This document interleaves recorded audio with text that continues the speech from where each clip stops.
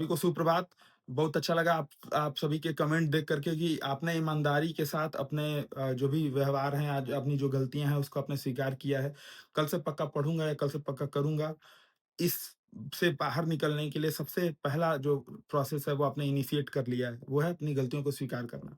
अब बात कर लेते हैं कि कैसे इससे और बाहर निकलेंगे। जैसे हम लोग कहीं कोई काम करने जाते हैं ना, तो उसके लिए हमको मोटिवेशन चाहिए होता है। तो अगर हम कल से पक्का पढ़ूँगा या कल से पक्का करूँगा ऐसे करके टाल रहे हैं, तो कहीं न कहीं हमारे अंदर मोटिवेशन की कमी है। अब होता ये है कि मोटिवेशन 2 प्रकार के होते हैं, एक इनर मोटिवेशन, एक आउटर मोटिवेशन। इनर मोटिवेशन वो ज़्यादा काम करता है, आउटर मोटिवेशन वो अल्प समय के लिए रहता है, वो आपको पुश अप देने के काम में आता है। जैसे उदाहरण के तौर पे, मान लो आपके बगल में किसी का सिलेक्शन हो गया या आपके बगल में कोई आईपीएल में चयनित हो गया या कोई भी कुछ ऐसा होता है, तो आपको उससे थोड़ा सा पुश अप मिलता है। अचानक से मोटिवेशन, अच्छा ये कर सकता है तो मैं भी कर सकता हूँ। ठीक है, लेकिन वो पुशअप या वो चीज़ें मोटिवेशन आपको कम समय के लिए ही रहेंगी। लंबे समय के लिए आपको इनर मोटिवेशन जगाना पड़ेगा।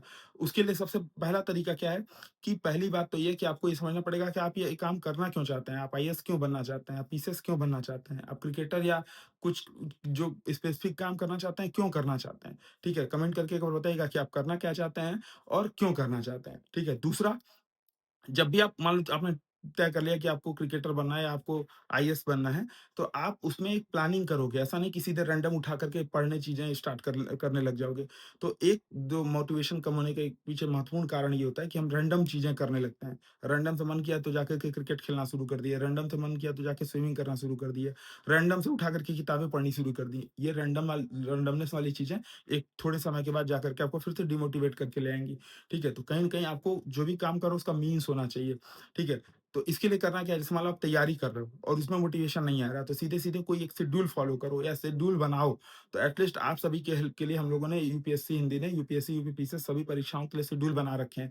एट लीस्ट आप उसको जॉइन करिए, मत करिए वो आपकी मर्ज़ी, लेकिन उसको फ़ॉलो तो कर सकते हो यार, उसके लिए तो कोई आपको शुल्क नहीं देना है, ठीक है? तो उसमें आपको बस करना ये है कि जैसे 1-1 हफ्ते का शेड्यूल हम लोगों ने बना रखा है, छोटे-छोटे टारगेट्स के माध्यम से बड़े टारगेट, और जब बड़ा टारगेट जैसे आपने छोटे-छोटे टारगेट सेट किए और बड़ा टारगेट्स मिल रहा है, यानी कि 1 हफ्ते के छोटे 1-1 दिन का टारगेट सेट करके जब 1 हफ्ते का टारगेट पूरा हो जा रहा है, तो उसमें अपने आप को ट्रीट देना, थोड़ा-सा रिलैक्स करना, थोड़ी-सी वो चीज़ें करना जिससे आपको आपके मन को सुकून मिले, क्योंकि मनुष्य एक मशीन नहीं है, ठीक है? इस चीज़ को आपको समझना पड़ेगा। तो जब ऐसा कुछ आपका एक निश्चित टारगेट पूरा हो जा रहा है, तो आपको करना क्या है, वीक ऑफ में या जब आपका वीक पूरा खत्म हो रहा है, तो आधे दिन का ब्रेक लीजिए और अपने मनपसंद के काम करिए, ठीक है? इन सब चीज़ों को करके आप थोड़ा-सा इनर मोटिवेशन को जागृत कर सकते हो, ठीक है?